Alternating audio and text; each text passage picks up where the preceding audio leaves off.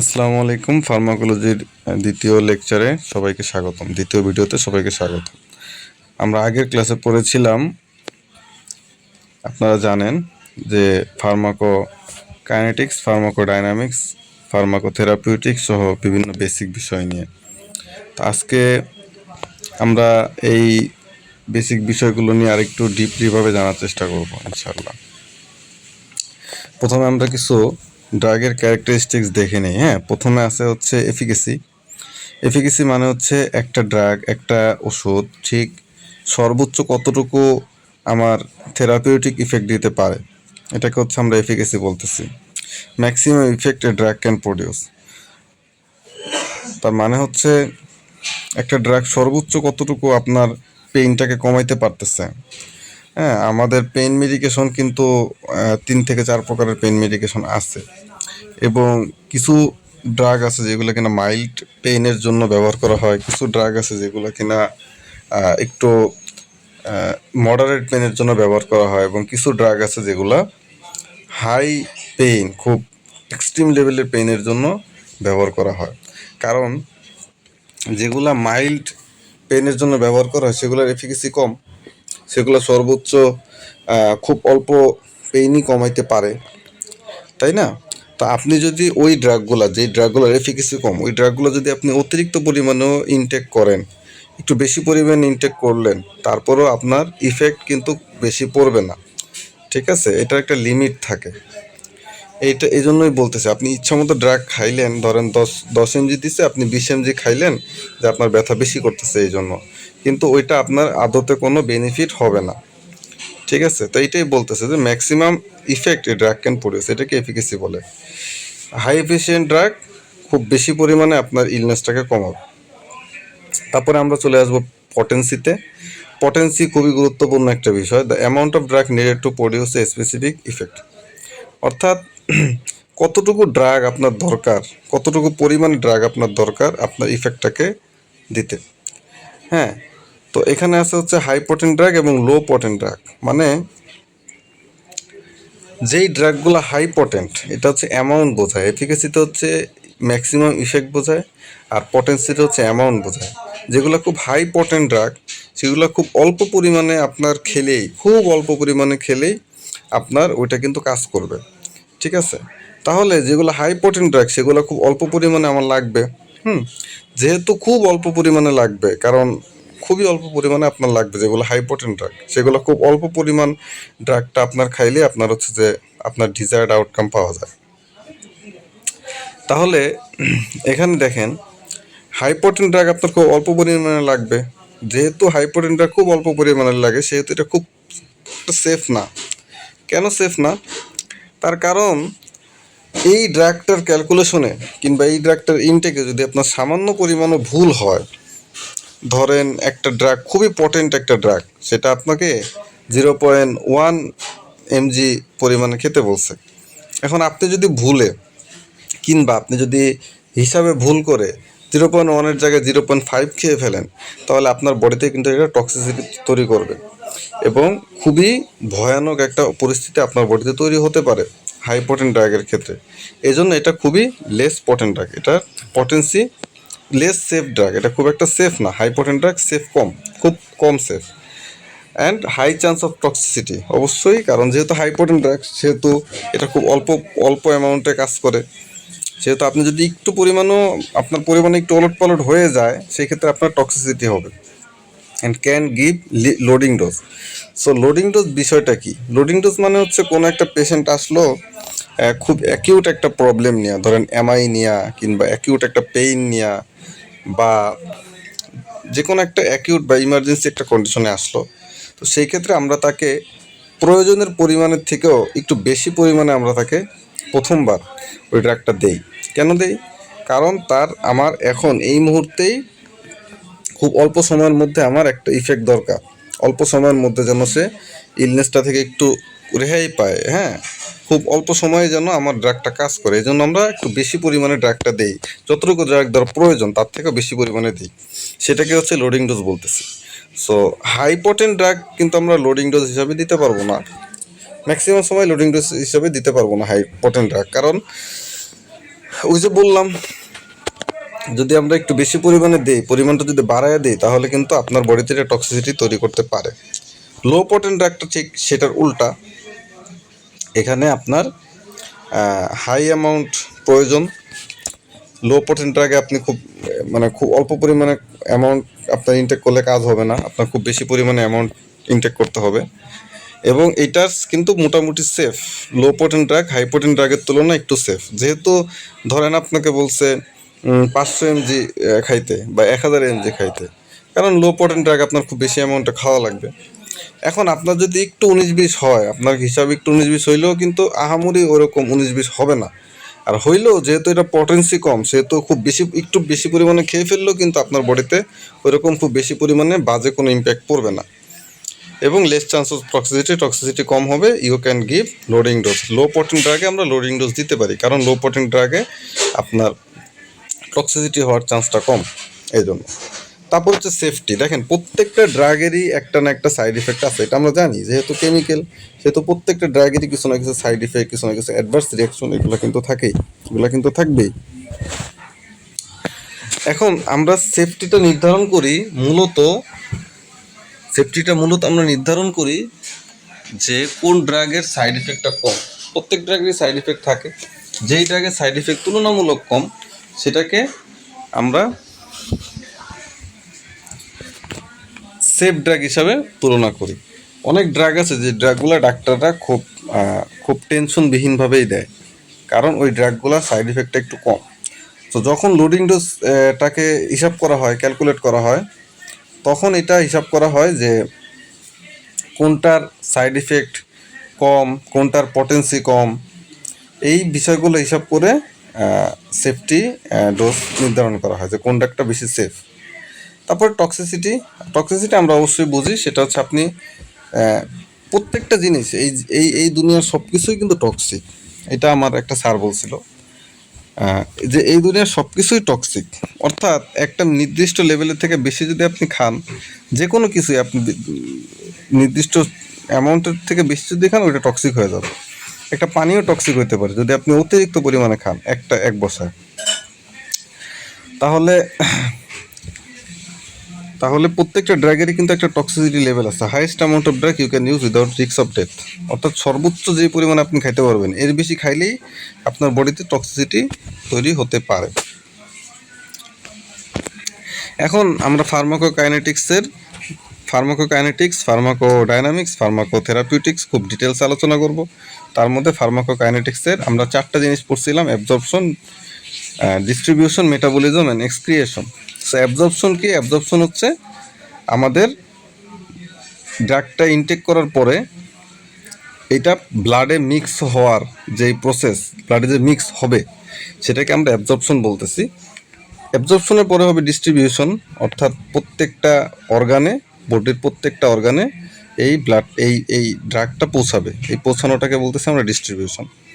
তারপরে মেটাবলিজম, অর্থাৎ ড্রাগটা একটা ফর্মে ছিল, ওই ফর্ম থেকে একটা ফর্মে আসবে যেন সে কাজ করতে পারে। কারণ একটা সিম্পল হিসাব দেখেন, আপনারা যারা নিউট্রিশন করছেন, শুধু নিউট্রিশন না, এটা একটা বেসিক নলেজের মতো বলা যায়। সেটা হচ্ছে কমপ্লেক্স হাইড্রোকার্বন, যেটা আমরা ভাত খাই, সেই ভাতটা আমাদের বডিতে খুব বেশি সময় থাকে কেন? তার কারণ ভাত হচ্ছে একটা কমপ্লেক্স হাইড্রোকার্বন। ভাতটা খাওয়ার পরে, এই ভাতটা বডিতে যাওয়ার পরে এটা ভাঙ্গা সিম্পল হাইড্রোকার্বন হয়, এবং সিম্পল হাইড্রোকার্বন হওয়ার পরেই এটা কাজ করতে পারে একমাত্র। ঠিক এরকম ড্রাগের ক্ষেত্রেও, ড্রাগ যেই ফর্মে থাকে ওই ফর্মে ম্যাক্সিমাম সময় কাজ করতে পারে না, তার ফর্মেটটা চেঞ্জ করতে হয় সেলের ভিতরে যাওয়ার পরে। সো এই যে চেঞ্জ করতেছে ফর্মেটটাকে, এটাকে আমরা মেটাবলিজম বলতেছি। মেটাবলিজমে আরও জিনিস আছে, শুধু এটাই না। তারপরে এক্সক্রিয়েশন, অর্থাৎ আপনার বডিতে থেরাপিউটিক ইফেক্ট দেওয়া শেষ। এখন ড্রাগটা কি হবে? ড্রাগটা বডি থেকে বের হয়ে যেতে হবে, ড্রাগটা তো আর থাকবে না। এটাকে বলবো এক্সক্রিয়েশন, যে বডি থেকে কীভাবে বের হবে। তাহলে এই বিষয়গুলো আমরা একটু ডিটেলসে দেখি। So absorption, rate of absorption, অর্থাৎ কতটুকু সময় লাগবে এটাকে একটা ড্রাগের অ্যাবজর্ব হইতে, সেটাকে আমরা বলতেছি rate of absorption. So rate of absorption depends on actually রুটের উপর ডিপেন্ড করে, কয়েকটা বিষয়ের উপর ডিপেন্ড করে, তার মধ্যে রুট হচ্ছে একটা, আপনি কোনভাবে দিচ্ছেন। হ্যাঁ, মনে রাখবেন এভাবে যে আপনি যদি এমন কোনো রুটে দেন যে রুটে দেওয়ার জন্য আপনার ব্লাডের কন্ট্যাক্টটা খুব সহজ, ব্লাডের ফ্লোটা খুব সহজ, সেটাকে আমরা খুব দ্রুত অ্যাবজর্ব হবে। যেমন সাবলিঙ্গুয়াল আইভি ইনহেলেশন। সাবলিঙ্গুয়ালে কী হয়, জিহ্বার নিচে কিছু ড্রাগ রেখে দেয় ট্যাবলেটের মতো, এবং যেহেতু জিহ্বার নিচের যে পর্দাটা, সেই পর্দাটা কিন্তু খুব পাতলা একটা পর্দা এবং প্রচুর পরিমাণে ভাস্কুলার অর্গান, জিহ্বার নিচের এখানে প্রচুর পরিমাণে ব্লাড ভেসেল থাকে। সো এটা কিন্তু খুব দ্রুত হচ্ছে যে গলে যায়, দ্রুত গলে ওই পাতলা যে স্তরটা আছে, স্তরটা ভেদ করে ব্লাডের সাথে খুব দ্রুত মিশে যায়, খুব দ্রুত অ্যাবজর্ব হয়, র্যাপিডলি অ্যাবজর্ব হয়।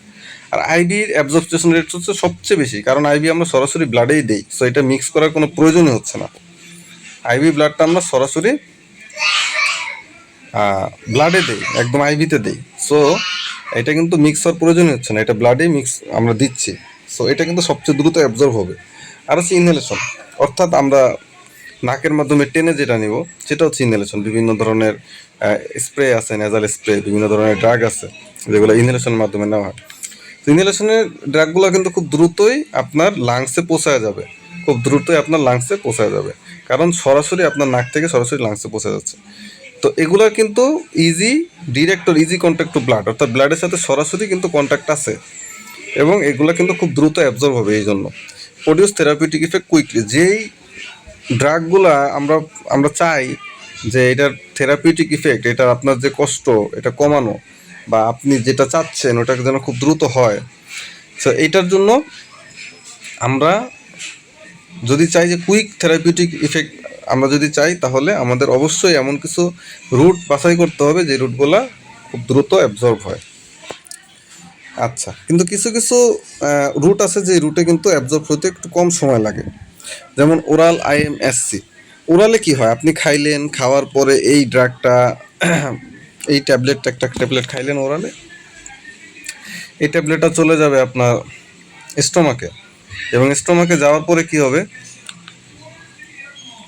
স্টোমাকে যাওয়ার পরে সেইটা স্টোমাকের অ্যাসিড দ্বারা হয়তো গলবে, গলার পরে সেটা হচ্ছে হয়তো আপনার ইন্টেস্টাইনে যাবে, ইন্টেস্টাইনে যাওয়ার পরে ইন্টেস্টাইনাল ওয়ালে আপনার এটা ধীরে ধীরে ধীরে ধীরে অ্যাবজর্ব হবে, কিছু কিছু আপনার কোলনে চলে যাবে। তো এই প্রসেসটা হতে কিন্তু বেশ সময় লাগে, এবং এই যে ট্যাবলেটটাকেও কিন্তু গলতে হবে, ট্যাবলেটটা গলতেও কিন্তু বেশ সময় লাগে। সো আপনি যদি ওরালে কোনো একটা ট্যাবলেট দেন, তাহলে কিন্তু সেটা কাজ করতে একটু সময় লাগবে, কারণ এটা সরাসরি ব্লাডে দিচ্ছে না, এটা ব্লাডে যাইতে অনেকগুলো প্রসেস পার হয়, তারপরে ব্লাডে যাওয়া লাগতেছে। আইএম মাসেলে দিলেও কিন্তু সরাসরি ব্লাডে দেওয়া হচ্ছে না, ঠিক আছে, এই এই এই মাসেল থেকে আপনার ব্লাডে যেতে কিছুটা সময় দরকার।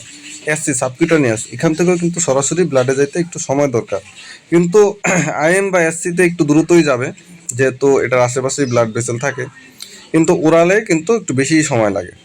সো এগুলা কিন্তু কোনোটারই কিন্তু ডিরেক্ট কন্ট্যাক্ট অফ ব্লাড নাই, can't has direct contact of blood, কোনোটারই ডিরেক্ট কন্ট্যাক্ট নাই ব্লাডের,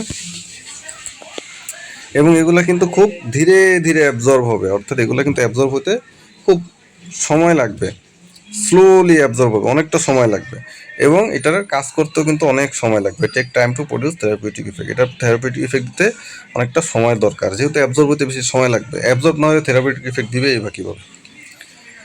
রেট অফ অ্যাবজর্পশন কিন্তু শুধুমাত্র রুটের উপরে ডিপেন্ড করে, অবশ্যই রুটের উপর ডিপেন্ড করে, এছাড়াও অন্যান্য আরও দুটো বিষয়ের উপর ডিপেন্ড করে, সেটা হচ্ছে লোকেশন অফ অ্যাডমিনিস্ট্রেশন, অর্থাৎ আপনি কোথায় দিচ্ছেন এটার উপর ডিপেন্ড করে। এমন কোথাও যদি আপনি দেন হাই ভ্যাসকুলার এরিয়া, আমরা প্রথমেই বলছি যে যেখানে ব্লাড ফ্লো বেশি ওইখানে দিলে আপনার ব্লাডটা, এই ড্রাগটা খুব দ্রুতই অ্যাবজর্ব হয়ে যাবে, খুব দ্রুতই অ্যাবজর্ব হয়ে যাবে। এক্সাম্পল কি, হাই ভাস্কুলার এরিয়া মানে কি, হাই ভাস্কুলার এরিয়া মানে হচ্ছে যেখানে ব্লাড ভেসেলের পরিমাণ বেশি থাকে, সেটাকে আমরা হাই ভাস্কুলার এরিয়া বলি, সেগুলোতে কিন্তু আপনার বেশি পরিমাণে অ্যাবজর্ব হবে। Example, drug that absorb in small intestine has higher absorption rate than drug that absorb in stomach, অর্থাৎ যেই ড্রাগগুলো আপনার যেই ড্রাগগুলো সাধারণত আপনার স্টোমাকে অ্যাবজর্ব হয়, সেই ড্রাগগুলো অ্যাবজর্ব হতে বেশি সময় লাগে। যেই ড্রাগগুলো ইন্টেস্টাইনে অ্যাবজর্ব হয় সেই ড্রাগগুলো একটু দ্রুত অ্যাবজর্ব হয়। কেন? তার কারণ স্মল ইন্টেস্টাইনের আশেপাশে কিন্তু বেশ প্রচুর পরিমাণে আপনার টাইনি টাইনি ব্লাড ভেসেল থাকে, প্রচুর পরিমাণে টাইনি টাইনি ব্লাড ভেসেল থাকে, কিন্তু স্টোমাকে কিন্তু অত বেশি পরিমাণে থাকে না। যেহেতু এটার আপনার ওই স্মল ইন্টেস্টাইনে যেহেতু বেশি পরিমাণে ব্লাড ভেসেল থাকে, ব্লাড এক্সেস থাকা মানেই খুব দ্রুত অ্যাবজর্ব হয়, এই জন্য ওগুলো দ্রুত অ্যাবজর্ব হবে। সলিবিলিটি অফ দ্য ড্রাগ এটা খুবই গুরুত্বপূর্ণ, এমনকি এক্সামের জন্য খুব গুরুত্বপূর্ণ। এটা খুবই বেশি পরিমাণে পরীক্ষায় আসে যে ওয়াটার সলিউবল ড্রাগ যেগুলো আছে এগুলো খুব দ্রুত অ্যাবজর্ব হয়। ওয়াটার সলিউবল ড্রাগ খুব দ্রুত অ্যাবজর্ব হয়, আর ফ্যাট সলিউবল ড্রাগ একটু স্লোলি অ্যাবজর্ব হয়। এখন মনে রাখার মতো বিষয় কি? মনে রাখার মতো বিষয় হচ্ছে যেগুলো ফ্যাট সলিউবল ড্রাগ সেগুলো খুব আস্তে আস্তে অ্যাবজর্ব হয়, কিন্তু ফ্যাট সলিউবল ড্রাগ আমাদের তারপরেও প্রয়োজন। তার কারণ ফ্যাট সলিউবল ড্রাগগুলোই আপনার সেল মেমব্রেনটা ক্রস করতে পারে, সেল মেমব্রেনটা ক্রস করতে পারে। কারণ আমরা জানি সেল মেমব্রেন হচ্ছে একটা হাইড্রোফোবিক লেয়ার থাকে। সো হাইড্রোফোবিক লেয়ার যেহেতু থাকে, সো সেল মেমব্রেন কিন্তু ওয়াটার ক্রস করতে পারবে না, ঠিক না? যেহেতু ওয়াটার ক্রস করতে পারবে না, ওয়াটার কিন্তু সেল মেমব্রেনটাকে ক্রস করে সেলের মধ্যে ঢুকতে পারবে না। এই জন্য আমাদের লিপিড সলিউবল ড্রাগগুলো লাগে। লিপিড সলিউবল ড্রাগ খুব সহজেই সেল মেমব্রেন ভেদ করতে পারে, এবং আমাদের ব্রেনে যে ব্লাড ব্রেন ব্যারিয়ার থাকে, ওই ব্লাড ব্রেন ব্যারিয়ারে কিন্তু এই ফ্যাট সলিউবল বা লিপিড সলিউবল ড্রাগগুলো খুব সহজে, কিছু কিছু ড্রাগ আছে যেগুলো কিনা আপনার ওই ব্লাড ব্রেন ব্যারিয়ারও ভেদ করতে পারে। অর্থাৎ ফ্যাট সলিউবল ড্রাগ খুবই গুরুত্বপূর্ণ, কিন্তু ফ্যাট সলিউবল ড্রাগ কিন্তু অ্যাবজর্ব হতে একটু সময় লাগে, একটু স্লোলি অ্যাবজর্ব হয় যেগুলো ফ্যাট সলিউবল ড্রাগ আছে। তাহলে মনে রাখার বিষয় হচ্ছে এখানে যে fat soluble drug cell membrane cross করে, এটা আমি বোল্ড করি নাই, বোল্ড করা উচিত ছিল। এটা খুব গুরুত্বপূর্ণ একটা ইনফরমেশন। তার কারণ কি? একদম সহজ বিষয়। কারণ হচ্ছে হাইড্রোফোবিক লেয়ার যেহেতু থাকে, হাইড্রোফোবিক লেয়ার তো আর ওয়াটার ক্লোজ করতে পারবে না, সেহেতু ফ্যাট সলিউবল ড্রাগ এটা ক্লোজ করে। তারপরে ডিস্ট্রিবিউশন আমরা দেখব। So rate of distribution, rate of absorption আমরা যা পড়ছি, রেট অফ ডিস্ট্রিবিউশন ঠিক একই রকম। রেট অফ ডিস্ট্রিবিউশন আমরা দেখব যে কোন কোন অর্গানে এটা যাচ্ছে। হ্যাঁ, এই ডিস্ট্রিবিউশন মানে হচ্ছে অর্গানগুলোতে ডিস্ট্রিবিউট হয়ে যাওয়া এই ড্রাগটা। So same as rate of absorption, rate of অ্যাবজর্পশনে যা পড়ছি পুরোপুরি সেম এটা। High vascular access, high blood supply in organ, rapid quick distribution.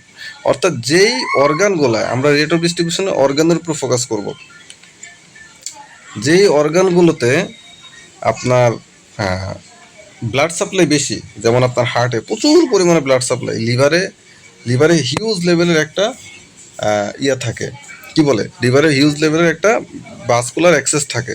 কিডনিতেও কিন্তু সেম, কিডনি তো আপনাদের ব্লাড ফিল্টারই করে, বডির সকল ব্লাড তো কিডনিতে যায় প্রতি মুহূর্তেই। সো এইসব অর্গানগুলোতে খুব দ্রুতই কিন্তু ব্লাড ড্রাগগুলো পৌঁছে যায়, খুব দ্রুত ড্রাগগুলো পৌঁছে যায়। কিন্তু যেগুলোতে হচ্ছে ব্লাড ভেসেল কম, লো অ্যাক্সেস, সেগুলোতে কিন্তু, সেই অর্গানগুলোতে কিন্তু আপনার ডিস্ট্রিবিউট হতে অনেকটা সময় লাগে। যেমন স্কিন, ফ্যাট, মাসেল, এগুলোতে কিন্তু ব্লাড ভেসেল খুব কম থাকে, ব্লাড ফ্লোটা খুব কম থাকে কম্পেয়ার দেন লিভার, কিডনি, হার্ট, এগুলো থেকে স্কিন, ফ্যাট, মাসেলে কিন্তু ব্লাডের ফ্লোটা কম থাকে। যেহেতু কম থাকে সেহেতু ড্রাগগুলো পৌঁছাতে একটু বেশি সময় লাগে compare then high vascular access organ. ফার্মাকোকাইনেটিক্সের 3 নাম্বার যেই ধাপ মেটাবলিজম, সেটা নিয়ে আলোচনা করব। মেটাবলিজমে কি হয়? মেটাবলিজমে একটা ড্রাগ তো অর্গানগুলোতে পৌঁছায় গেল অলরেডি, ড্রাগ তো এখন অর্গানগুলোতে আছে, ড্রাগ তো সব জায়গায় পৌঁছায় গেছে ঠিক মতো, এখন এটাকে কাজ করতে হবে। সেটা কিভাবে কাজ করবে? আচ্ছা, সো মেটাবলিজমের একটা গুরুত্বপূর্ণ পার্ট হচ্ছে বায়ো ট্রান্সফরমেশন। আমি একদম প্রথমে বলছি যে কমপ্লেক্স কার্বোহাইড্রেট কিংবা আপনার ভাত কিংবা যে কোনো কমপ্লেক্স কার্বোহাইড্রেটের ক্ষেত্রে কি হয়, সেগুলো কিন্তু অনেক লম্বা সময় ধরে আমাদের বডিতে থাকে। কেন লম্বা সময় ধরে বডিতে থাকে? কারণ কি? তার কারণ হচ্ছে এটা বডিতে যাওয়ার পরে এটা ভেঙে সিম্পল হাইড্রোকার্বনে পরিণত হবে, সিম্পল হাইড্রোকার্বনে পরিণত হবে। এবং সিম্পল হাইড্রোকার্বনে পরিণত হওয়ার পরেই বডিতে কাজ করবে। ঠিক আছে? তাহলে এই যে কমপ্লেক্স থেকে সিম্পল হইল কেন? কারণ কমপ্লেক্স রূপে কিন্তু সে কাজটা করতে পারবে না। ঠিক আছে? এরা কাজ করার জন্য আপনার সিম্পল হইতে হবে। সো এই যে চেঞ্জ হইলো, তার ফরম্যাটটা যে চেঞ্জ করলো, হ্যাঁ, এইটা হচ্ছে আমাদের বডিতে একটা একটা নর্মাল ফেনোমেনা। ড্রাগের ক্ষেত্রে সেই জিনিসটা হয়। ড্রাগের ক্ষেত্রেও আমরা যেই রূপে খাই ড্রাগটা ওই রূপে কিন্তু থাকে না, বা ওই রূপে কিন্তু কাজ করতে পারে না। ওইটা কিন্তু তার অ্যাক্টিভ ফর্ম না, ওইটা হচ্ছে ইনঅ্যাক্টিভ ফর্ম। এই জন্য ড্রাগের কাজ করার জন্য তার অ্যাক্টিভ হইতে হয়, অ্যাক্টিভ হইতে হয়। এই যে অ্যাক্টিভ হবে, আমাদের ডিস্ট্রিবিউশন হওয়ার পরে বডিতে সেলুলার লেভেলে যাওয়ার পরে ড্রাগটা এবার চেঞ্জ হয়ে অ্যাক্টিভ হয়। এই যে আমাদের বডি ড্রাগটাকে অ্যাক্টিভ করলো, এই প্রসেসটাকে আমরা বায়ো ট্রান্সফরমেশন বলতেছি। মনে রাখতে হবে যে সকল ড্রাগই কিন্তু চেঞ্জ হয় না। যেমন আমরা যদি গ্লুকোজ খাই, গ্লুকোজ কিন্তু বডিতে চেঞ্জ হয় না, কারণ গ্লুকোজ নিজে একটা সিম্পল হাইড্রোকার্বন, সো চেঞ্জ হওয়ার কোনো প্রয়োজন নাই। সো সকল ড্রাগ কিন্তু চেঞ্জ হয় না। যেই ড্রাগগুলো চেঞ্জ হয় তাকে আমরা প্রোড্রাগ বলবো। যেই ড্রাগগুলো বায়ো ট্রান্সফরমেশন হয় সেটাকে আমরা প্রোড্রাগ বলবো। ঠিক আছে? কিন্তু সকল ড্রাগ কিন্তু বায়ো ট্রান্সফরমেশন হয় না, কিন্তু যেই ড্রাগগুলো বায়ো ট্রান্সফরমেশন হয় সেই ড্রাগগুলোকে প্রোড্রাগ বলবো। আচ্ছা, তারপরে আছে হচ্ছে মেটাবলিজম কোথায় হয়?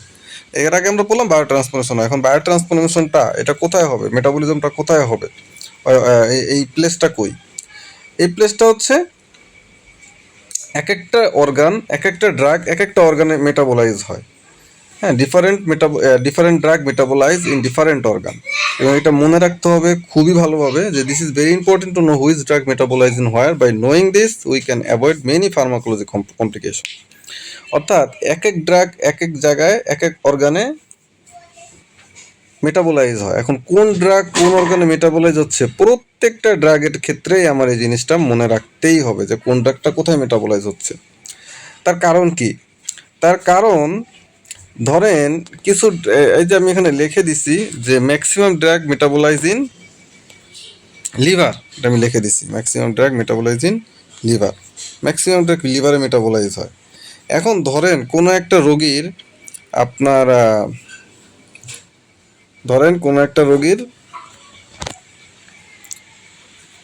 লিভারে প্রবলেম আছে, লিভার ডিজিজ আছে। এখন আমরা জানি যে লিভারের প্রচুর কাজ করে, এমনিতেই প্রচুর কাজ আছে লিভারের। আমাদের বডি সবচেয়ে বেশি কাজ মনে হয় লিভারই করে। আপনাকে ডিটক্সিফাই করে, তারপরে বাইল প্রডিউস করে, তারপরে আপনার অ্যালবুমিন প্রডিউস করে। লিভারের কিন্তু অনেক কাজ এখন, এবং বেশি ম্যাক্সিমাম ড্রাগও কিন্তু লিভারেই মেটাবোলাইজ হয়। আচ্ছা, তাহলে কারো কোনো পেশেন্ট যার কিনা লিভারের প্রবলেম আছে তাকে কিন্তু আমি এমন কোনো ড্রাগ দিতে পারবো না যেটা লিভারে মেটাবোলাইজ হয়, কারণ লিভারে তার অলরেডি ড্যামেজ। এখন যদি আমি তাকে আরও ড্যামেজ করে দেই, লিভার তো অলরেডি ড্যামেজ, এখন যদি আমি তাকে আরও ড্যামেজ করে দেই তাহলে ওই ড্রাগটা খাওয়ার সাথে সাথে তার লিভার ফেল হতে পারে। এরকম আরও অনেক বিষয় আছে যে কোন ড্রাগটা কোথায় মেটাবোলাইজ হয় সেটা আমাদের জানতেই হবে, এবং জেনে যদি তার ওই অর্গানে কোনো প্রবলেম থাকে তাহলে আমরা ওই ড্রাগটা তাকে দিব না। যেই পেশেন্টের কিডনিতে প্রবলেম, লিভার যেই কি বলে যেই ড্রাগটা হচ্ছে কিডনিতে মেটাবোলাইজ হয়, সেটা আমরা তাকে ওই ড্রাগটা দিব না। এরকম আর কি। তো এটা খুব মনে রাখতে হবে যে কোন ড্রাগটা কোথায় মেটাবোলাইজ হচ্ছে। এবার আমরা এক্সক্রিশনে আসবো।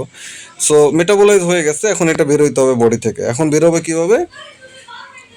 Most of the drug excreted in urine and stool. এটা আমরা খুব সহজেই বুঝতে পারি যে ওয়েস্ট ম্যাটেরিয়াল হিসাবেই এটা গণ্য হবে। এই ড্রাগটা যখন কাজ করা হয়ে গেল তখন আমাদের বডি এটাকে ওয়েস্ট ম্যাটেরিয়াল হিসেবে গণ্য করবে, এবং আমরা জানি ওয়েস্ট ম্যাটেরিয়াল আপনার ইউরিন এবং স্টুলের মাধ্যমেই রিমুভ হয়ে যায়। কিন্তু এটা আমাদের গুরুত্বপূর্ণ কেন? Why we care about excoriation? কারণ বেশিরভাগ ইউরিন দিয়ে যাচ্ছে, এটা তো মানে পড়ার ওরকম কিছু নাই। কিন্তু কিছু কিছু ড্রাগ আছে যেগুলো কিনা আপনার ব্রেস্ট মিল্ক দ্বারা এক্সক্রিয়েট হয়।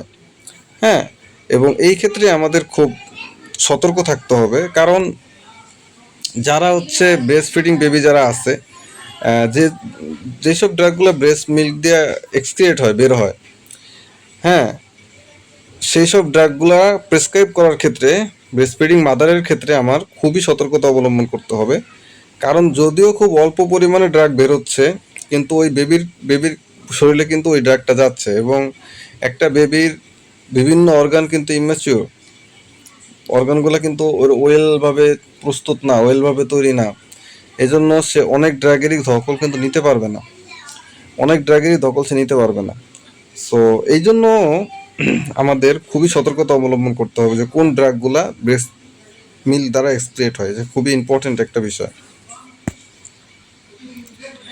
তারপরে হাফ লাইফ, এটাও খুব গুরুত্বপূর্ণ বিষয়। হাফ লাইফ জিনিসটা কি একদম সহজে আমি বোঝাই। আহ, ধরেন আপনি একটা ড্রাগ ইনটেক করলেন, ধরেন 500 এমজি একটা ড্রাগ, আপনি একটা ট্যাবলেট আপনি ইনটেক করলেন, খাইলেন। এখন খাওয়ার পরে এই ড্রাগটা তো সাথে সাথে সবগুলো ড্রাগ একসাথে ডিজলভ হয়ে যাবে না, আপনার বডিতে একসাথে অ্যাবজর্ব হবে না, তাই না? এটা হয়তো 1 মিনিটে 5 এমজি অ্যাবজর্ব হইলো, পরের মিনিটে 5 এমজি অ্যাবজর্ব হইলো, এরকমই তো, তাই না? আহ, হঠাৎ করে তো পুরো ট্যাবলেট তো একসাথে গলে যাবে না, প্রথম উপরের লেয়ার গলবে, তারপরে এভাবে এভাবে ধীরে ধীরে গলবে। তো ড্রাগগুলো কিন্তু সিমেন্টোস আপনার একের পর এক এভাবে কাজ করে, ক্রোনোলজিক্যালি কাজ করে আর কি। বিশেষ করে ওরাল ড্রাগ যেগুলো আছে এগুলো স্পেশালি। তো কতক্ষণ সময় আপনার ব্লাডে ড্রাগের কনসেন্ট্রেশন ধীরে ধীরে বাড়বে? প্রথম ঘন্টায় ধরেন আপনি 1000 ml একটা ড্রাগ খাইছেন, 1000 mg একটা ড্রাগ খাইছেন, প্রথম ঘন্টায় আপনার 200 mg ব্লাডে গেছে, পরের ঘন্টায় আরও 200 mg গেছে, পরের ঘন্টায় আরও 200 mg গেছে, এভাবে ধীরে ধীরে ধীরে ধীরে আপনার ব্লাডে ড্রাগটা পৌঁছাবে। এখন ড্রাগটা কিন্তু এক্সক্রিয়েট যখন হবে, সেটা কিন্তু সব পুরো ড্রাগ একসাথে এক্সক্রিয়েট হবে না, এটা কিন্তু এক্সক্রিয়েট হতে ধীরে ধীরে এক্সক্রিয়েট হবে। প্রথম ঘন্টা কিছু ড্রাগ এক্সক্রিয়েট হবে, তারপরে ঘন্টা আরও কিছু ড্রাগ এক্সক্রিয়েট হবে, সেটা। এখন হাফ লাইফ জিনিসটা কি, অর্ধেক ড্রাগ এক্সক্রিয়েট হতে কতটুকু সময় লাগে, অর্ধেক ড্রাগ এক্সক্রিয়েট হতে কতটুকু সময় লাগে, সেটাকে আমরা বলতেছি half life. The time require for the concentration of the drug in the body decrease by 50%। Decrease মানে কি, বডি থেকে ড্রাগের কনসেন্ট্রেশন বা plasma concentration of the drug, এটা ডিক্রিজ মানেই তো হচ্ছে আপনার বডি থেকে চলে না গেলে তো আর ডিক্রিজ হওয়ার কোনো চান্স নেই, আছে না? তার মানে 50% বা অর্ধেক ড্রাগ বডি থেকে চলে যেতে কতটুকু আপনার সময় লাগে, সেটাকে আমরা হাফ লাইফ বলতেছি। এবং হাফ লাইফটা খুবই গুরুত্বপূর্ণ, হাফ লাইফটা কিন্তু খুবই গুরুত্বপূর্ণ ডোজিং করার ক্ষেত্রে। অর্থাৎ আপনি আপনার একটা ড্রাগ দিনে একবার খাওয়া যাবে না, 2বার খাওয়া যাবে না, 3বার খাওয়া যাবে, বা কয়টা ড্রাগ খাওয়া যাবে, কতক্ষণ পর পর খাওয়া যাবে, এইটা ডিটারমাইন করে কিন্তু আপনার হাফ লাইফ দ্বারা, ঠিক আছে? আমি একটা এক্সাম্পল দিছি। ধরেন কীভাবে এই ডোজিংটা করা হয় সেটার একটা এক্সাম্পল আমি দেখাচ্ছি এখানে। ধরেন প্যারাসিটামলের হাফ লাইফ 2 ঘন্টা, এটা হচ্ছে যে প্যারাসিটামল হাফ লাইফ হচ্ছে 2 ঘন্টা। এখন যদি আপনি 1000 mg প্যারাসিটামল 1টা বাজে খান, যেহেতু 2 ঘন্টা, তাহলে প্রতি 2 ঘন্টায় এটা অর্ধেক হবে, প্রতি 2 ঘন্টায় বডি থেকে অর্ধেক চলে যাবে প্রতি 2 ঘন্টায়। তাহলে 1টা বাজে আপনি খাইছেন, 2 ঘন্টা পরে 500 mg হয়ে যাবে, অর্ধেক কমে যাবে, 1000-এর অর্ধেক কমে যাবে, 500 mg হয়ে যাবে। আরও 2 ঘন্টায় 500 mg-র অর্ধেক হয়ে 250 mg হয়ে যাবে, আরও 2 ঘন্টায় এই 250 mg-র অর্ধেক হয়ে 125 mg হয়ে যাবে, ঠিক আছে? তাহলে আপনার 1টা থেকে 7টা পর্যন্ত 6 ঘন্টা হইল। আমরা জানি যে প্যারাসিটামল 6 ঘন্টা পর পর খাওয়া যায়, প্যারাসিটামল আপনার 6 ঘন্টা পর পর খাওয়া যায়, সেটা আমরা জানি। তাহলে 6 ঘন্টা পরে আপনার বডিতে কিন্তু এখন 125 mg ঢুকে গেছে। এখন আপনি যদি আবার 1000 mg খান, তাহলে সেক্ষেত্রে খুব একটা প্রবলেম হবে না, কারণ আপনি যখন এই 6 ঘন্টা পর আপনার বডিতে এখন 125 mg আছে, এখন আপনি যদি আবার 1000 mg খান, তাহলে 125 আর 1000 আর 1000 মানে 1125 mg হবে।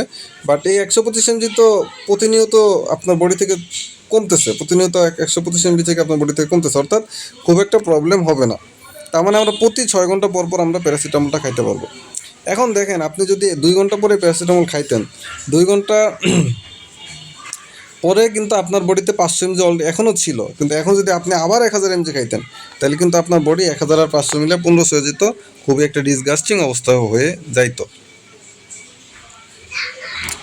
তো এইটার জন্য আমরা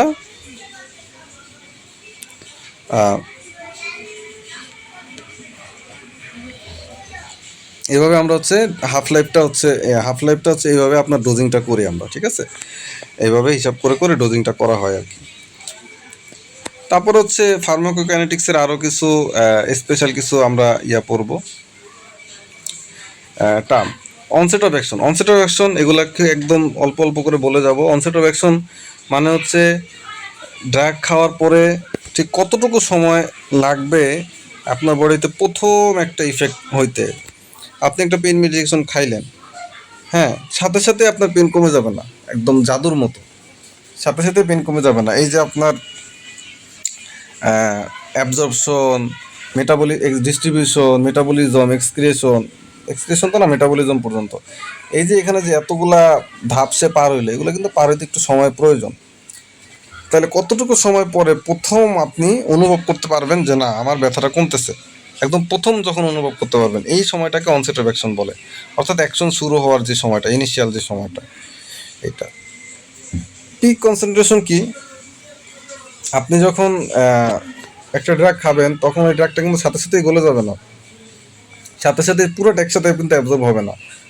পিক কনসেন্ট্রেশন মানে হচ্ছে কতটুকু সময় লাগে একদম maximum concentration of the drug in the blood stream, অর্থাৎ ব্লাডে এই ড্রাগটা অ্যাবজর্ব যে হচ্ছে, ধীরে ধীরে অ্যাবজর্ব হচ্ছে, কতটুকু সময় লাগবে সর্বোচ্চ পরিমাণে ড্রাগটা বডিতে থাকতে, সর্বোচ্চ পরিমাণ অ্যাবজর্ব হওয়ার হওয়ার যে সময়টা লাগবে, এটাকে আমরা পিক কনসেন্ট্রেশন বলবো।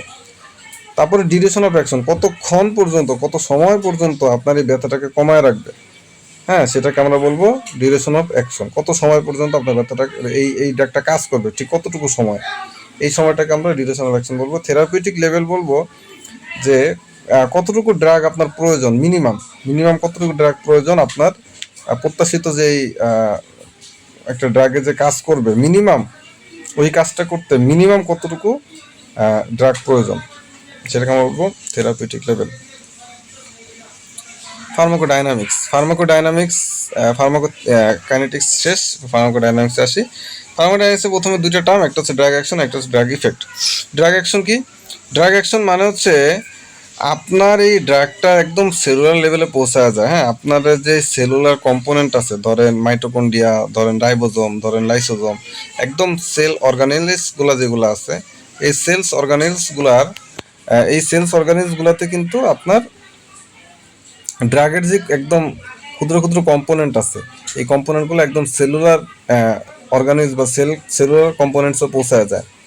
এই যে ড্রাগটা যে আপনার সেলুলার কম্পোনেন্টস পৌঁছানোর পরে এই যে ড্রাগ তার সাথে দেখা হইলো, এখন তারা একটা করবে না, একটা গ্রিটিংস করবে না, কেমন আছো, ভালো আছো নি, এই যে যে ইন্টারাকশন, এই ইন্টারাকশনটাকে আমরা ড্রাগ অ্যাকশন বলবো, হ্যাঁ। এখন ধরেন কোনো একটা ড্রাগ কোনো একটা ইয়াকে কি বলে, কোনো একটা ড্রাগ আপনার কোনো একটা সেলের কোনো একটা পাথওয়েকে বন্ধ করে, তাহলে ড্রাগটা যাওয়ার পরে সেলের ওই পাথওয়েটাকে ব্লক করবে, হ্যাঁ। তাহলে এই যে যে ব্লক করলো, এটাকে আমরা কিন্তু ড্রাগ অ্যাকশন বলবো। এখন ড্রাগ ইফেক্টটা কি? ড্রাগ ইফেক্টটা হচ্ছে result of the drug action, অর্থাৎ ড্রাগ ওই যে বললাম যে ওই যে সেলুলার পথটাকে বন্ধ করবে কোনো একটা ড্রাগের কাজ, ধরেন যে একটা পাথওয়েটাকে বন্ধ করা। এখন পাথওয়েটাকে যে বন্ধ করলো, বন্ধ করার আউটকাম কি? বন্ধ করার আউটকাম কি হবে? ধরেন একটা হরমোনাল পাথওয়ে বন্ধ করছে, তো হরমোনাল পাথওয়ে বন্ধ করলে হরমোনের রেসপন্স কমে যাবে, হরমোনের প্রোডাকশন রেট কমে যাবে। তো এটাই কিন্তু আমরা ড্রাগের ইফেক্ট বলবো। তো ড্রাগের অ্যাকশনের জন্য যে ইফেক্টটা হবে, হ্যাঁ, আমি আপনাকে ঘুষি মারলাম, তা ঘুষি মারলে আপনি কী হবে? আপনি ব্যথা পাবেন। এই যে আপনি ব্যথাটা পাইলেন, ব্যথাটা হচ্ছে ড্রাগ অ্যাকশন, আর ঘুষি মারাটা হচ্ছে ব্যথাটা হচ্ছে ড্রাগ ইফেক্ট, আর ঘুষি মারাটা হচ্ছে ড্রাগ অ্যাকশন। এটা খুব গুরুত্বপূর্ণ, agonist drug and antagonist drug, এটা খুবই গুরুত্বপূর্ণ বিষয়। অ্যাগনিস্ট ড্রাগকে active receptor to produce response, antagonist ড্রাগকে block receptor and prevents response. আচ্ছা, বডির যে নর্মাল মেকানিজম আছে, ধরেন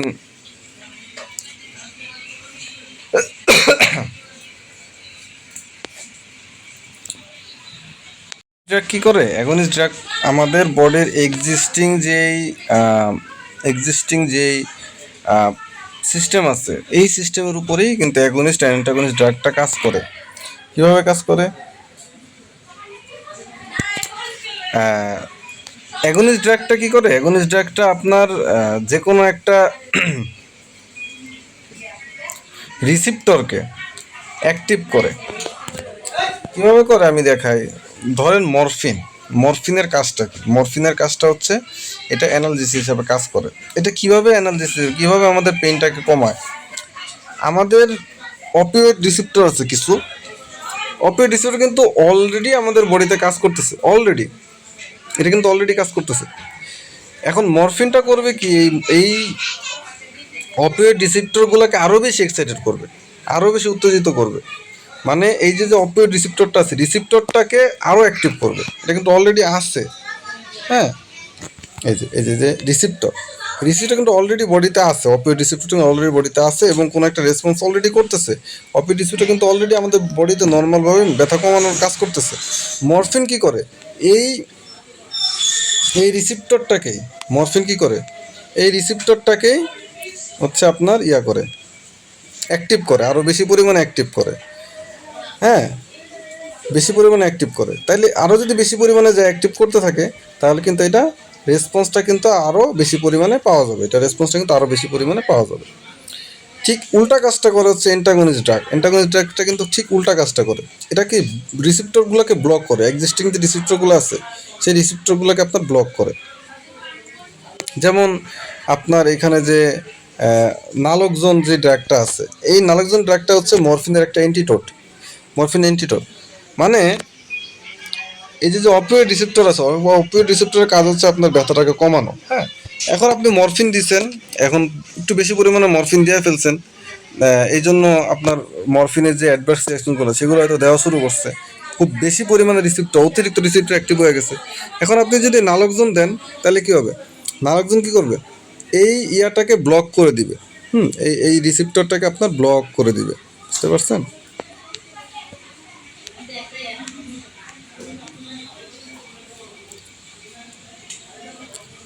এই অপিওয়েড রিসিপ্টরটাকে ব্লক করে দিবে। তাহলে অপিওয়েড রিসিপ্টরটাকে ব্লক করলে কি হবে?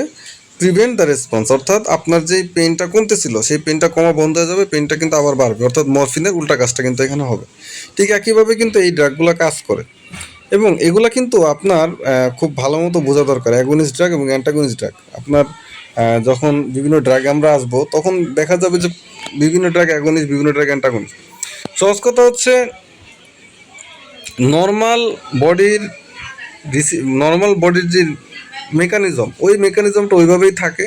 অ্যাগনিস্ট ড্রাগটা ওই মেকানিজমটাকে আরও বেশি ইফেক্টিভ করে, আরও বেশি ইনক্রিজ করে ওই মেকানিজমের কাজটাকে। আর অ্যান্টাগনিস্ট ড্রাগ কী করে? ওই সিস্টেমের মধ্যে ঢুকে সিস্টেমটাকে বন্ধ করে দেয়।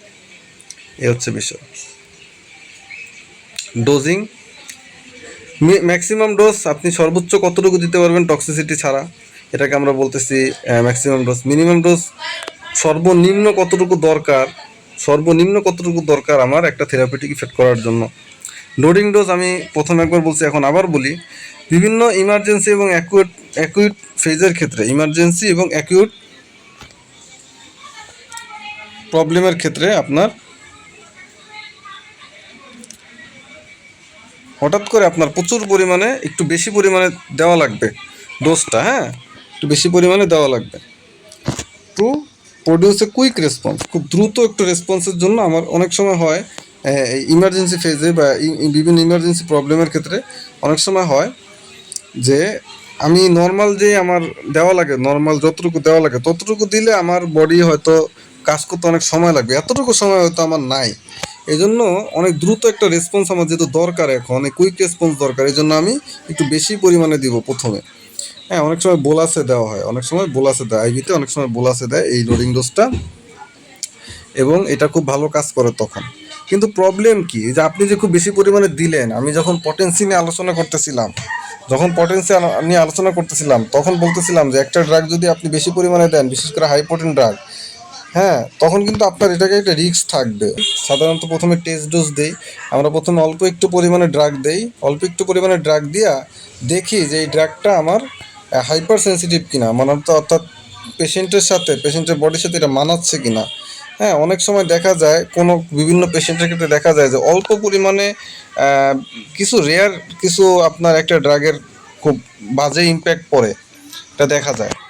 আপনি অল্প একটু ড্রাগ দিলেন, দেখা যায় যে ওই ড্রাগটা অন্য কোনো পেশেন্টের ক্ষেত্রে কোনো খারাপ কোনো রিয়াক্ট করতেছে না, অ্যাডভার্স রিয়াকশন করতেছে না, সাইড ইফেক্ট করতেছে না, কিন্তু আহ, একটা নির্দিষ্ট পেশেন্টের ক্ষেত্রে ওই ড্রাগটা কিন্তু ভালোভাবে কাজ করতেছে না, অনেক সময় এটা দেখা যায়। তাহলে আহ,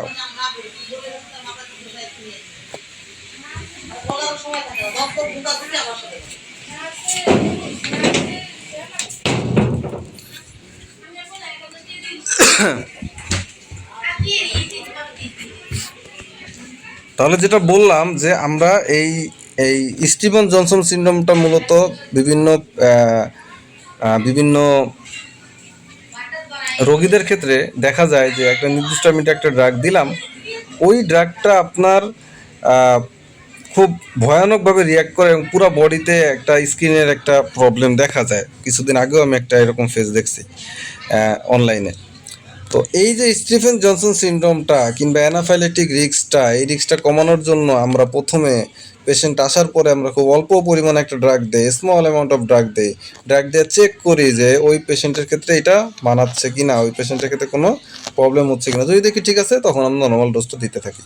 আর লোডিং ডোজের ক্ষেত্রে কিন্তু এটা চেক করার সুযোগ নাই, লোডিং ডোজের ক্ষেত্রে কিন্তু এটা চেক করার সুযোগটা নাই।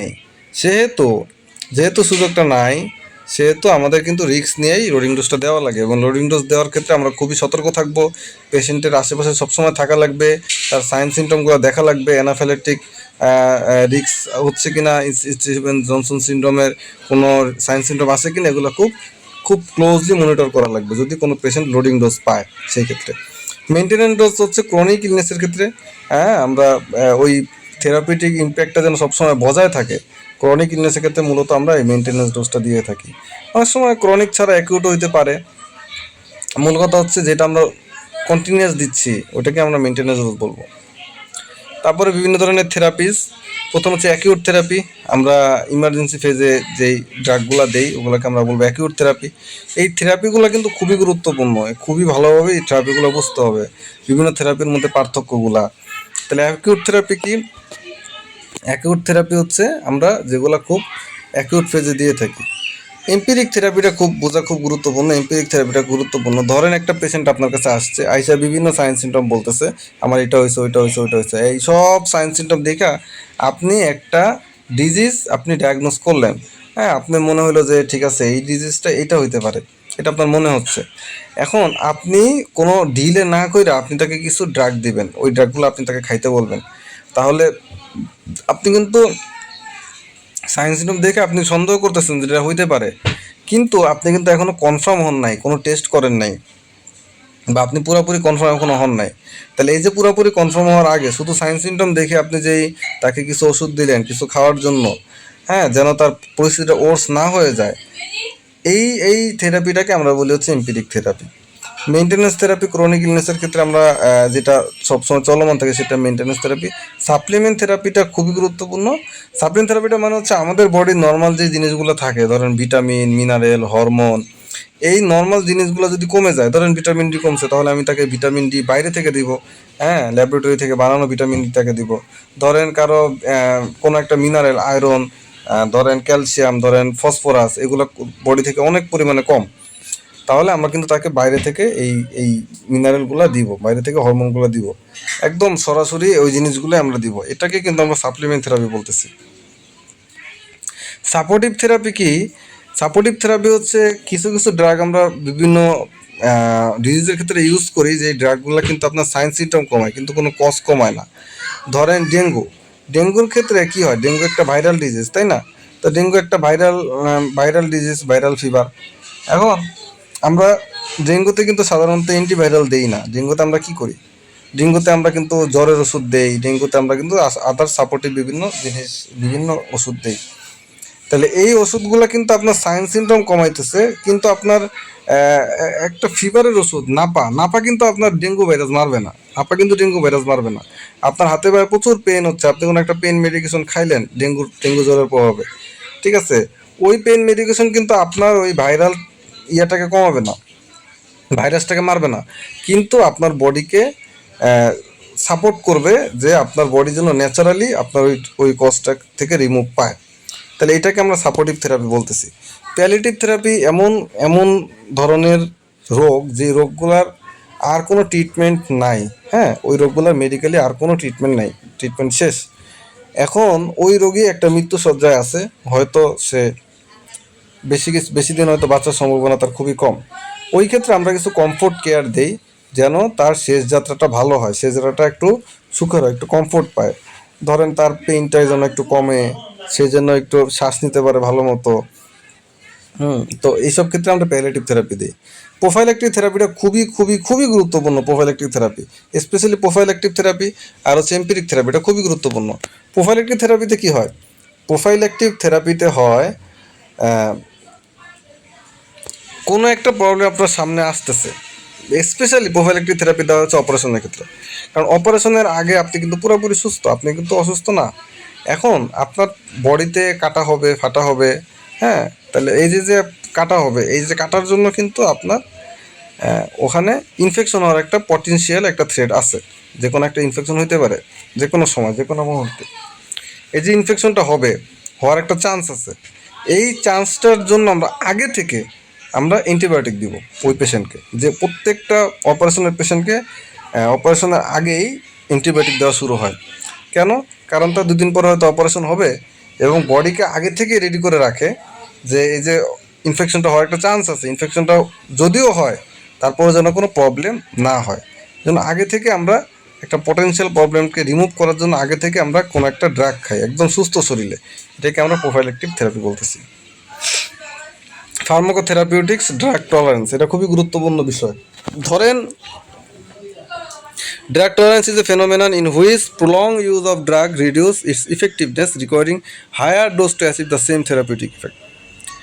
এটা আমি একটা এক্সাম্পল দিয়ে দেখাই। আপনি একটা ড্রাগ যদি লং টাইম একটা ড্রাগ খাচ্ছেন ক্রনিক্যালি, এখন ওই ড্রাগটা আপনার যতটুকু আপনার বডিতে আরাম দিচ্ছে, 2 বছর 3 বছর খাবেন, অতটুকু ড্রাগ আপনি খাবেন, আপনার বডি আর অতটুকু থেরাপিউটিক ইফেক্ট দিবে না। আপনার বডিতে এখন আরও বেশি ড্রাগ দরকার। এখন আপনি আরও বেশি ড্রাগ নিলেন, আরও বেশি ড্রাগ নেওয়ার মানে কিন্তু এই না যে আপনার বডি ভালো রেসপন্স করবে, আপনার বডি আগের মতোই রেসপন্স করবে। একটা এক্সাম্পল সে দেখেন, a man initially require 5 mg of the drug to maintain his blood glucose level at 7 to 8 millimole per litre.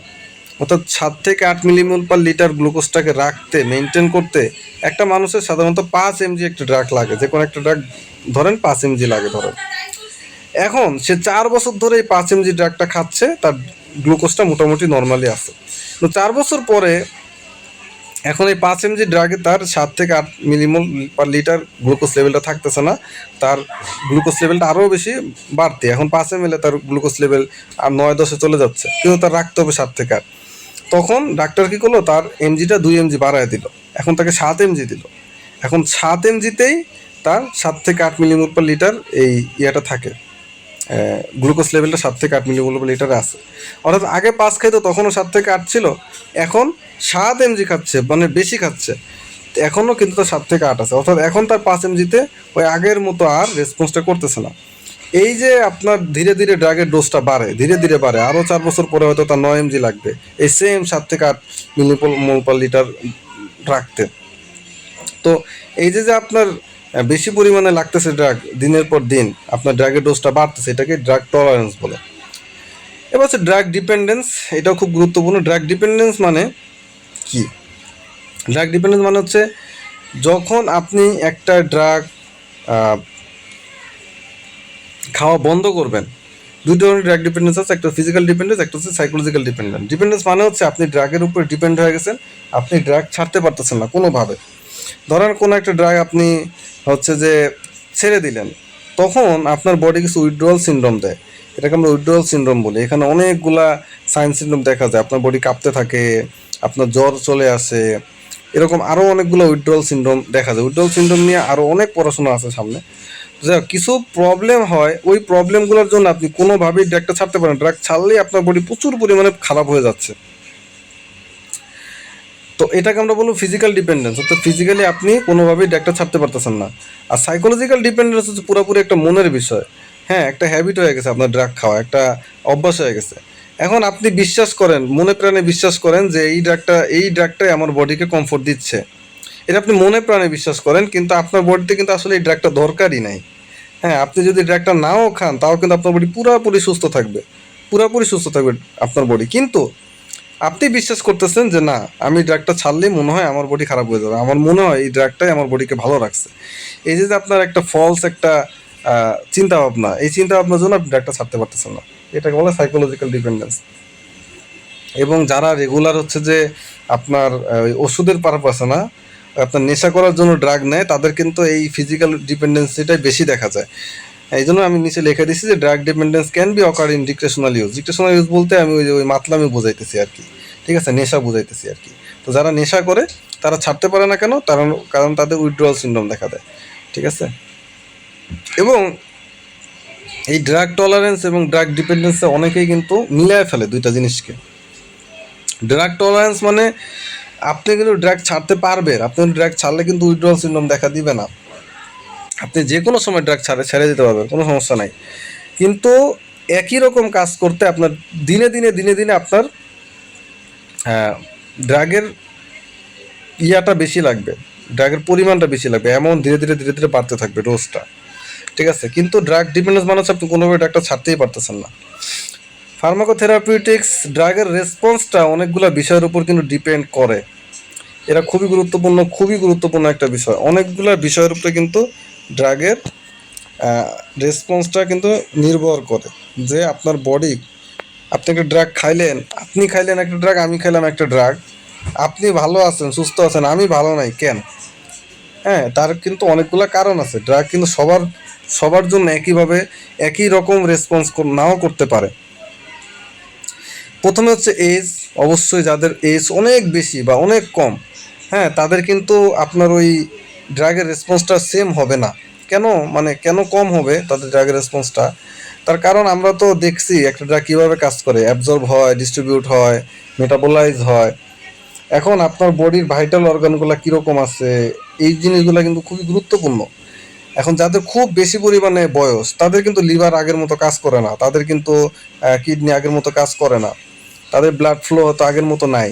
বা যাদের হচ্ছে বয়স একেবারেই কম, তাদের কিন্তু ভাইটাল অর্গানগুলো একদম ইম্যাচুয়ার, তাহলে তাদের ক্ষেত্রে কিন্তু এই ড্রাগের রেসপন্সটা কম হবে। অর্গান ফাংশন, আপনার ইয়াং এজের ক্ষেত্রে ড্রাগ রেসপন্স সবচেয়ে ভালো হবে। অর্গান ফাংশন মানে হচ্ছে আপনার ভাইটাল অর্গানগুলো কীরকম আছে, আহ, যেই অর্গানগুলোতে আপনার ড্রাগ মেটাবোলাইজ হচ্ছে বা ড্রাগ যাচ্ছে, ড্রাগ ডিস্ট্রিবিউট হচ্ছে, ওই অর্গানগুলো যদি ঠিকঠাক মতো কাজ না করতে পারে, তাহলে কিন্তু আপনার ড্রাগের রেসপন্সটা কমে যাবে। ধরেন আপনার লিভারের প্রবলেম আছে, আর তখন তো আপনি যেই ড্রাগগুলো লিভারে মেটাবোলাইজ হয় ওই ড্রাগগুলো আপনি নিতে পারবেন না, তাই না? তাহলে ওই ড্রাগগুলো যে আপনি নিতে পারতেছেন না, এই জন্য আপনার একটা প্রবলেম। আর ধরেন আপনার নিতে পারতেছেন কিন্তু আপনার ওই লিভার ঠিকমতো কাজ করতেছে না, তো লিভার যদি ঠিকমতো কাজ না করে, লিভারই মেটাবোলাইজ হয় একটা ড্রাগ, তাহলে ওই ড্রাগটা কীভাবে ঠিকমতো কাজ করবে? ঠিকমতো কাজ করবে না। ডায়েট, এটা খুবই গুরুত্বপূর্ণ, আমরা এটাকে অনেকেই গুরুত্ব দিই না, ঠিকমতো ওষুধ খাই কিন্তু ডায়েট মেনটেন করি না। অনেক ড্রাগেরই ভালো মতো কাজ করতে সুন্দর ভালো ডায়েট দরকার, ঠিক আছে, খুব ভালো একটা ডায়েট দরকার। আপনি ডায়াবেটিসের রোগী, আপনি প্রচুর পরিমাণে ইনসুলিন নিচ্ছেন, আবার প্রচুর পরিমাণে গ্লুকোজও খাচ্ছেন, হ্যাঁ, তখন কিন্তু আপনার ড্রাগের রেসপন্সটা সেম হবে না। বিভিন্ন ডিজিজের ক্ষেত্রে ভিন্নতা আছে, এবং ড্রাগ ইন্টারাকশনটা খুবই গুরুত্বপূর্ণ বিষয়, খুবই গুরুত্বপূর্ণ বিষয়। দেখা যায় যে আপনি একটা ড্রাগের সাথে আরেকটা ড্রাগ খাচ্ছেন, তখন আপনার একটা ড্রাগের এই যে আপনি দুইটা ড্রাগ খাচ্ছেন, তার মধ্যে একটা ড্রাগের ইফেক্টিভনেস হয়তো কমে যেতে পারে। যেমন একটা উদাহরণ দেই, বিশেষ করে গ্যাস্ট্রিকের ওষুধ যেগুলো আছে, গ্যাস্ট্রিক ওষুধ খাইলে কিন্তু আপনার অন্য অন্য ড্রাগের ইয়াটা কমে যায় সাধারণত একটু। কেন? তার কারণ গ্যাস্ট্রিকের ওষুধ কী করে সাধারণত আমাদের স্টোমাক অ্যাসিডের পাওয়ারটাকে কমায় দেয়, হ্যাঁ, পিএইচের মানটাকে কমায় দেয়। এখন আপনি একটা গ্যাস্ট্রিক ওষুধ খাইলেন, পিএইচের মানটা কমে গেল, অ্যাসিডিটি কমে গেল, এর সাথে সাথে আপনি ধরেন পেইন মেডিকেশন খাচ্ছেন, কোনো একটা খাচ্ছেন। এখন ওই ড্রাগটা কিন্তু, যে ধরেন পেইন মেডিকেশনই ধরলাম, ওই ড্রাগটা কিন্তু আপনার স্টোমাকে যাওয়ার পরে এখন স্টোমাকের অ্যাসিড কিন্তু আগের মতো অ্যাক্টিভ নাই, স্টোমাক অ্যাসিড কিন্তু আগের থেকে অনেক কম অ্যাক্টিভ হয়ে গেছে, তাইলে এটা কিন্তু অ্যাবজর্ব হইতে অনেক সময় দরকার, হ্যাঁ, অনেক লং টাইম দরকার।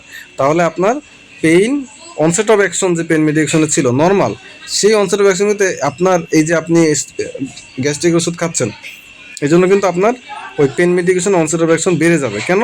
তার কারণ অ্যাবজর্ব হইতে বেশি সময় লাগবে, যেহেতু আপনার গ্যাস্ট্রিকের ওষুধ আপনার অ্যাসিডিটির মানটা কমায় দিচ্ছে অলরেডি। এই কারণে আপনার পরবর্তী যে ড্রাগগুলো খাচ্ছেন ওই ড্রাগগুলো কিন্তু অ্যাবজর্ব হইতে বেশি সময় লাগতেছে। জেন্ডারও একটা গুরুত্বপূর্ণ বিষয়, জেনেটিক্যাল বিষয়গুলো আছে। তারপর হচ্ছে drug interaction, additive effect, synergistic effect and antagonistic effect. Drug interaction মানে হচ্ছে ভিন্ন ভিন্ন ড্রাগের ক্ষেত্রে ইন্টারাকশন। দেখেন অ্যাডিটিভ ইফেক্ট মানে কি? অ্যাডিটিভ ইফেক্ট মানে হচ্ছে যখন দুইটা ভিন্ন ভিন্ন ড্রাগ আপনি নিচ্ছেন, সেম অ্যাকশনের ড্রাগ, যখন আপনি ভিন্ন ভিন্ন ড্রাগ নেন, কেন? কারণ আপনার ড্রাগের ইফেক্টটাকে বাড়ানোর জন্য। একই কাজ করে দুইটা ড্রাগ, কিন্তু একই কাজ করে। অ্যাডিটিভ ইফেক্টে দুইটা ড্রাগ নেবেন, যে দুটো ড্রাগ একই কাজ করে। ধরেন আপনি পেন মেডিকেশন নিচ্ছেন, দুইটা পেন মেডিকেশন নিচ্ছেন কিন্তু ভিন্ন ভিন্ন দুইটা পেন মেডিকেশন নিচ্ছেন, দুইটাই কিন্তু আপনার পেনের কাজই করবে, দুইটা আপনার পেইন কমাবে। এখন দুইটা মিলে আপনার পেনটাকে অনেক বেশি কমায় ফেলবে, এটাকে হচ্ছে অ্যাডিটিভ ইফেক্ট বলে। সিনার্জিস্টিক ইফেক্ট হচ্ছে দুইটা ভিন্ন ভিন্ন ড্রাগ নিচ্ছেন কিন্তু দুইটা ভিন্ন ভিন্ন অ্যাকশনের ড্রাগ। একটা পেইন মেডিকেশন নিলেন, সাথে হয়তো আপনি একটা ঘুমের ওষুধ নিলেন, তাহলে এই পেইন মেডিকেশন আর ঘুমের ওষুধ দুইটা কিন্তু দুই কাজ করে, কিন্তু দুইটা একসাথে খাওয়ার ফলে দেখা গেল আপনার পেইন মেডিকেশন নর্মালি যতটুকু পেইন কমায় তার থেকে আপনার পেইনটা আরও অনেক বেশি পরিমাণে কমতেছে, ঠিক আছে, কিংবা আপনার ঘুমের পরিমাণটা বাড়তেছে। তাহলে এটাকে আমরা কিন্তু সিনার্জিস্টিক ইফেক্ট বলি, অর্থাৎ ভিন্ন ভিন্ন অ্যাকশনে দুইটা ড্রাগ কিন্তু যে কোনো একটা ড্রাগের ইফেক্টটা আপনার বাড়ায় দিচ্ছে। অ্যান্টাগনিস্টিক ইফেক্ট কি? আপনি normally combination of two or more drug that cause decrease the effectiveness of any of those drug. অর্থাৎ আপনি যে কোনো দুইটা ড্রাগ নিলেন, দুটো ড্রাগ খাচ্ছেন, এবং এই দুটো ড্রাগ একটার সাথে আরেকটা ইন্টারাকশনের কারণে কি হচ্ছে, যে কোনো একটা ড্রাগের ইফেক্টিভনেসটা কমে যাচ্ছে, যে কোনো একটা ড্রাগ কম কাজ করতেছে আগের কাজ করার তুলনায়, এটাকে হচ্ছে অ্যান্টাগনিস্টিক ইফেক্ট বলে। এখন এই অ্যান্টাগনিস্টিক ইফেক্ট আর অ্যাগনিস্ট ড্রাগ কিন্তু সেম না, ঠিক আছে। অ্যান্টাগনিস্ট ড্রাগ কী করে? অ্যান্টাগনিস্ট ড্রাগ আপনার মূলত যে কোনো একটা আপনার নর্মাল ফাংশনটাকে ব্লক করে, রিসেপ্টরকে ব্লক করে এবং একটা ফাংশনকে কমায় দেয়। আর অ্যান্টাগনিস্টিক ইফেক্ট হচ্ছে দুইটা ভিন্ন ভিন্ন ড্রাগ আপনি নিলেন, তার মধ্যে কোনো একটা ড্রাগের ইফেক্ট কমে যাওয়া। আচ্ছা, তারপর হচ্ছে সাইড ইফেক্ট আর অ্যাডভার্স ইফেক্টটা কিন্তু ভিন্ন। কেন বলি? সাইড ইফেক্ট মানে হচ্ছে the unwanted response from the drug. আপনি একটা ড্রাগ নিয়েছেন এবং ওই ড্রাগটা আপনার ধরেন পেইন কমানোর জন্য আপনি নিয়েছেন ওই ড্রাগটা। এখন প্রত্যেকটা ড্রাগেরই তো সাইড ইফেক্ট আছে, এটা আমরা জানি, এটা কিন্তু আমাদের মনে রাখতে হবে অবশ্যই। কিন্তু সাইড ইফেক্ট মানেই যে খারাপ এরকম না, বরং অ্যাডভার্স ইফেক্ট হচ্ছে খারাপ। যেই সাইড ইফেক্টগুলো অ্যাডভার্স ইফেক্ট, অর্থাৎ আপনার হার্মফুল সাইড ইফেক্ট, যেই সাইড ইফেক্টগুলো আপনার হার্ম করতেছে বডিতে, সেটা খারাপ, সেটাকে আমরা অ্যাডভার্স ইফেক্ট বলবো। কিন্তু সাইড ইফেক্ট সবসময় খারাপ নাও হইতে পারে, সাইড ইফেক্ট সবসময় not always bad, side effect always bad নাও হইতে পারে। একটা এক্সাম্পল আমি দেই, ধরেন আপনি সবচেয়ে ভালো একটা এক্সাম্পল হচ্ছে পেইন মেডিকেশন। তো সিভিয়ার পেনের ক্ষেত্রে কি হয়? সিভিয়ার পেনের ক্ষেত্রে আমরা সাধারণত ঘুমের ওষুধ দিই একই সাথে। এখন কিছু পেইন মেডিকেশন করে কি, সাইড ইফেক্ট হিসাবে আপনার ঘুমটাকে বাড়ায়, তাহলে এই ঘুমটা কিন্তু আপনার একটা ভালো হিসাবে কাজ করতেছে। কারণ আপনি যদি ঘুমায়া যান, আপনি খাচ্ছেন পেইন কমানোর জন্য, এটা আমি বুঝলাম, আপনি পেইন কমানোর জন্য খাচ্ছেন, ঠিক আছে, কিন্তু আপনার সাথে সাথে একটা ঘুম হইলো ওই পেইন মেডিকেশনের সাইড ইফেক্ট হিসাবে। তাহলে ঘুমের সময় আপনার বডি একটু কম কাজ করবে, একটু কম নড়াচড়া করবে, তাহলে তখন আপনার কিন্তু হিল হইতে ভালো হিল হবে। আবার অনেকের কিন্তু ঘুম হয় না, অনেকে কিন্তু ব্যথায় ঘুম হয় না। এখন ব্যথার ওষুধের জন্য যদি আবার ওই সাইড ইফেক্ট হিসাবে আপনার ঘুম বাইরে যায়, তাহলে কিন্তু এটা আলটিমেটলি ভালো, খারাপ না। কিন্তু অ্যাডভার্স রিয়াকশন অলওয়েজ খারাপ, অলওয়েজ হার্মফুল যে সাইড ইফেক্টগুলো সেগুলোকে আমরা অ্যাডভার্স রিয়াকশন বলি। তো অ্যাডভার্স রিয়াকশনের সবচেয়ে বাজে ইম্প্যাক্ট হচ্ছে অ্যানাফাইলাইটিক শক। অ্যানাফাইলাইটিক শকটা অ্যাডভার্স রিয়াকশনের সবচেয়ে বাজে দিক। অ্যানাফাইলাইটিক শক, অ্যানাফাইলাইটিক শক কি? অ্যানাফাইলাইটিক শক হচ্ছে অ্যালার্জিক রিয়াকশন। হ্যাঁ, অ্যালার্জিক রিয়াকশনটাই যখন আপনার সবচেয়ে একদম টার্মিনাল পর্যায়ে চলে যাবে তখন আমরা এটাকে বলবো অ্যানাফাইলাইটিক শক।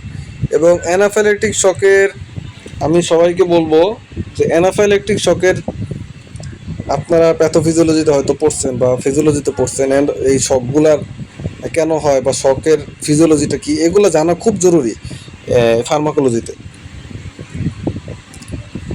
তাহলে অ্যাডভার্স রিয়াকশনের একদম বাজে রূপ হচ্ছে আপনার এই অ্যানাফাইলাইটিক শক। হ্যাঁ, অ্যানাফাইলাইটিক শক হতে পারে এবং অনেক মানুষ কিন্তু অ্যানাফাইলাইটিক শকে মারা যায় যদি কুইক ইন্টারভেনশন না করা হয়। আচ্ছা, তারপরে dose related reaction, over reaction.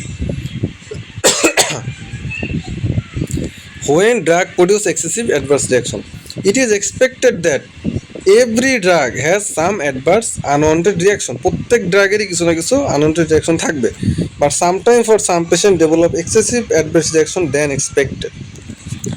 অর্থাৎ এই ক্লিনিক্যালি এক্সামিন করেই কিন্তু একটা ড্রাগ ডেভেলপ করেই কিন্তু ড্রাগটা বাজারে আসে, এবং অ্যাডভার্স রিয়াকশন থাকার পরেও সাধারণত আমার ক্ষতির থেকে লাভটাই বেশি হয় বলে কিন্তু একটা ড্রাগ দেওয়া হয়। কিন্তু অনেক ক্ষেত্রে দেখা যায় যে সেম ড্রাগ অন্যান্য পেশেন্টের ক্ষেত্রে খুব একটা প্রবলেম করতেছে না, কিন্তু নির্দিষ্ট দু একটা পেশেন্টের ক্ষেত্রে খুব অতিরিক্ত পরিমাণে অ্যাডভার্স রিয়াকশন দেখাচ্ছে, খুব অতিরিক্ত পরিমাণে রিয়াক্ট করতেছে ড্রাগটা, যেটাকে আমরা হাইপার সেন্সিটিভ ড্রাগ বলতে পারি কিংবা ওভার রিয়াকশন বলতে পারি। সেটাকে কিন্তু আমরাই ওভার রিয়াকশন বলতেছি। এবং এটা কেন হয় এক্সেসিভ ওভার রিয়াকশনটা? তার কারণ বেশিরভাগ সময় দেখা যায় যে এই ড্রাগটাকে আমার বডি যখন ড্রাগটা আমার বডিতে ঢুকলো তখন এই ড্রাগটাকে আমার বডি ফরেন পার্টিকেল মনে করে যে এই ড্রাগটা হয়তো বাইরের কোনো কিছু, ওই ড্রাগটা হয়তো খারাপ কিছু, এবং আমাদের বডি কিন্তু মানে ইমিউন রেসপন্সটাকে অন করে দেয়। তখন এই প্রবলেমগুলো হয়, অ্যালার্জিক রিয়াকশনগুলো হয়।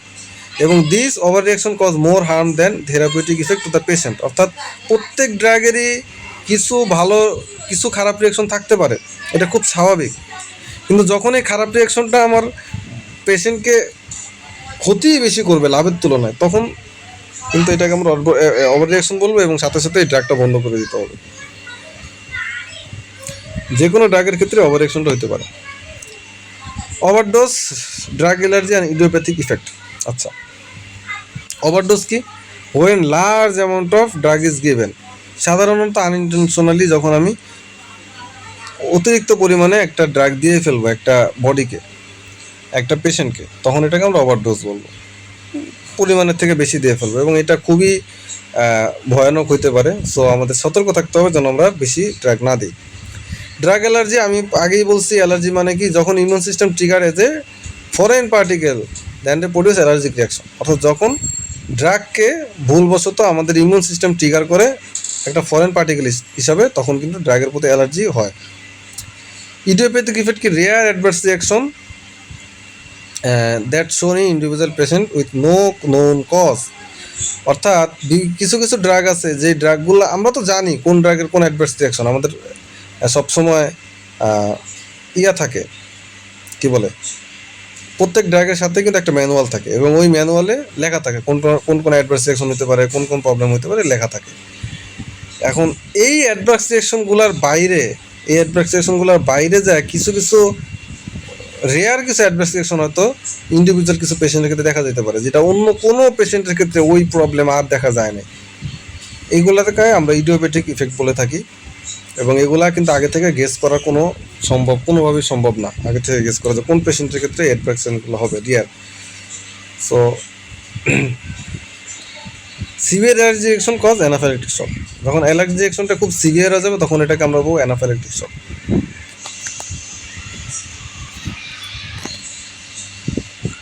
এবং অ্যানাফাইলাক্টিক শকের ক্ষেত্রে কী কী হয় আমাদের বডিতে এটা জানা খুব জরুরি। আমি বলি, ভ্যাসোডাইলেশন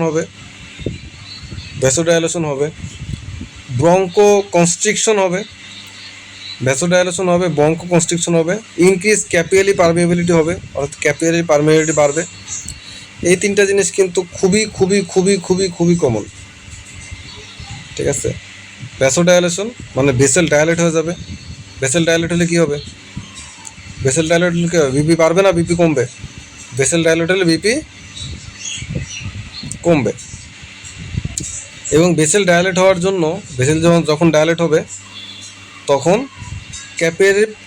ক্যাপিলারি পারমিয়াবিলিটিটা বাড়বে, এবং ক্যাপিলারি পারমিয়াবিলিটি ইনক্রিজ হইলে আমার ব্লাড লিক করবে ব্লাড ভেসেলের বাইরে ব্লাড লিক করে কিন্তু ইডিমা হইতে পারে।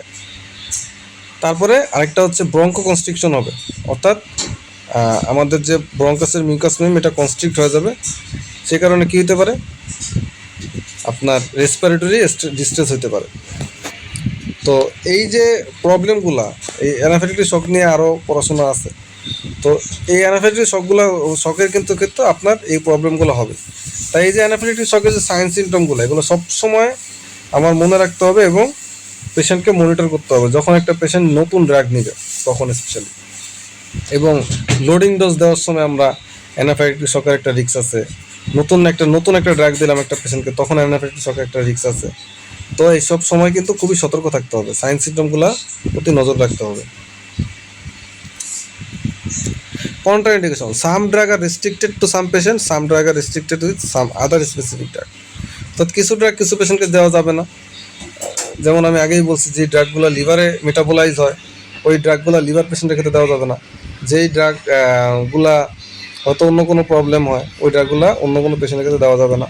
এরকম কিছু কন্ট্রা ইন্ডিকেশন আছে, অর্থাৎ কার সাথে কোনটা দেওয়া যাবে না সেটাকে কন্ট্রা ইন্ডিকেট মানে কি, একটার সাথে আরেকটা বাধা, একটা দিলে একটা দিতে পারবো না এরকম।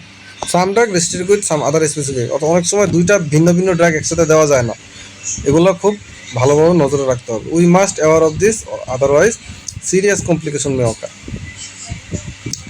খুবই সিরিয়াস কমপ্লিকেশন হতে পারে। We have to know the contra indication of every drug. প্রত্যেকটা ড্রাগের কন্ট্রা ইন্ডিকেশন আমাদের খুব ভালোভাবে মনে রাখতে হবে। এবং যখন আমরা পড়বো, যত ড্রাগই পড়বো প্রত্যেক ড্রাগের কন্ট্রা ইন্ডিকেশনটা মনে রাখতে হবে আমাদের। এবং মজার বিষয় বললাম কেন আমি, যাই হোক, বিষয় হচ্ছে এটা তো ফিক্স না যে কোন ড্রাগের কন্ট্রা ইন্ডিকেশন কোনটা, এটা কিন্তু একটা দুইটা হয়তো আমরা পড়বো, কমনগুলো হয়তো আমরা পড়বো। সো আমরা যতই ভালো ফার্মা পারি, যতই ভালো বুঝি, আমাদের কিন্তু সবসময় ম্যানুয়াল দেখতে হবে। আপনি যত বড়ই ডাক্তার হই, যত বড়ই নার্স হই, আমাদের ম্যানুয়াল অলওয়েজ দেখতে হবে, কারণ ম্যানুয়ালের মধ্যে সব কিছু লেখা থাকে এবং হাজার হাজার ড্রাগ আছে, প্রত্যেকটা ড্রাগের সব কিছু মনে রাখা কিন্তু সম্ভব না। এই জন্য ম্যানুয়ালটা সবসময় ক্যারি করতে হবে। টেরাটোজেনিক ইফেক্ট খুবই খুবই গুরুত্বপূর্ণ, একদম 100 গুরুত্বপূর্ণ। টেরাটোজেনিক ইফেক্ট এটা খুবই গুরুত্বপূর্ণ। হ্যাঁ, টেরাটোজেনিক ইফেক্ট মানে হচ্ছে কিছু ড্রাগকে আমরা টেরাটোজেন বলি। টেরাটোজেন কাকে বলি? প্রেগনেন্ট মাদারের ক্ষেত্রে প্লাসেন্টা ক্রস করে আপনার ফিটাসের কাছে যখন চলে যায় এবং ফিটাসকে ক্ষতিগ্রস্ত করে, তখন আমরা এটাকে টেরাটোজেন বলি। যেই ড্রাগগুলো প্লাসেন্টা ক্রস করে, অর্থাৎ প্রেগনেন্ট ওম্যানের প্লাসেন্টা ক্রস করে ফিটাসে চলে যায়, ডেভেলপিং ফিটাসে চলে যায়, ফিটাসকে ড্যামেজ করে, তাকে আমরা টেরাটোজেন বলি। এবং এই ইফেক্টটাকে টেরাটোজেনিক ইফেক্ট বলি, ঠিক আছে। তার মানে আমাদের অবশ্যই সবসময় সতর্ক থাকতে হবে প্রেগনেন্ট ওম্যানদের ক্ষেত্রে, যে কোনো ড্রাগ দেওয়ার ক্ষেত্রে অবশ্যই আমাদের কন্ট্রা ইন্ডিকেশনগুলো চেক করতে হবে, যে কোন কোন ড্রাগগুলো প্রেগনেন্ট ওম্যানের সাথে contra indicated. Otherwise teratogenic effect হলে কিন্তু ফিটাসের ক্ষতি হবে, এটা মনে রাখতে হবে। তারপরে what nurse to do before giving drug to a patient. Teratogenic ইফেক্টটা খুব ভালোভাবে বুঝবেন, খুব ভালোভাবে মনে রাখবেন, খুবই গুরুত্বপূর্ণ একটা বিষয়। নার্সের দায়িত্ব কি? নার্সের দায়িত্ব হচ্ছে আমাদের 5টা রাইট, এটা আমরা 116-7 পড়বো, 114-5 হয়তো পড়ছি। 5টা রাইট আমাদের মনে রাখতে হবে। Right patient, right dose, right drug, right time, right route. তো যে কোনো একটা অর্ডার যখন আমি দেখব, ডক্টরস অর্ডার, সেই অর্ডারে এই 5টা জিনিস থাকবে।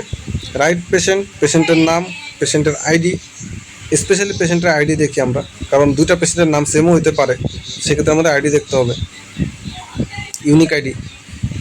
রাইট ডোজ কী পরিমাণ দিতে হবে সেই ডোজটা লেখা থাকতে হবে। রাইট ড্রাগ কতটুকু কোন ড্রাগটা আমি দিব সেটা চেক করতে হবে। রাইট টাইম ঠিক সময় মতো দিচ্ছি কি না সেটা দেখতে হবে, এবং রাইট রুট এবং কোন রুটে দিচ্ছি সেটাও দেখতে হবে। এই 5টা রাইট চেক করতে হবে, এবং সবসময় ড্রাগ ম্যানুয়াল ক্যারি করতে হবে। আমি একটু আগেও বলছি সবসময় ড্রাগ ম্যানুয়াল ক্যারি করতে হবে, এবং ড্রাগ ম্যানুয়ালে adverse reaction, contraindication, safe dose এবং আদার যা যা কনসিডারেশন আছে ম্যানুয়ালের মধ্যে সব লেখা থাকবে। এগুলো আমাদেরকে একটু পড়ে দেখতে হবে। যাই হোক, এটা একটা বড় ভিডিও ছিল এবং আমরা বেসিক মোটামুটি শেষ করে ফেলছি, এবং সামনের ভিডিও থেকে আমরা চেষ্টা করব যেন ড্রাগগুলোতে আমরা চলে যেতে পারি। স্পেশালি সামনের ভিডিওতে আমরা একদম ড্রাগে চলে যাব এবং একদম ড্রাগের পড়াশোনা করব, আর এইসব বোরিং পড়াশোনা করব না, ঠিক আছে? ওকে, তাহলে আল্লাহ হাফেজ, বাই বাই। আচ্ছা, ভিডিও কেমন হয়েছে একটু বললেন, হ্যাঁ? Thank you.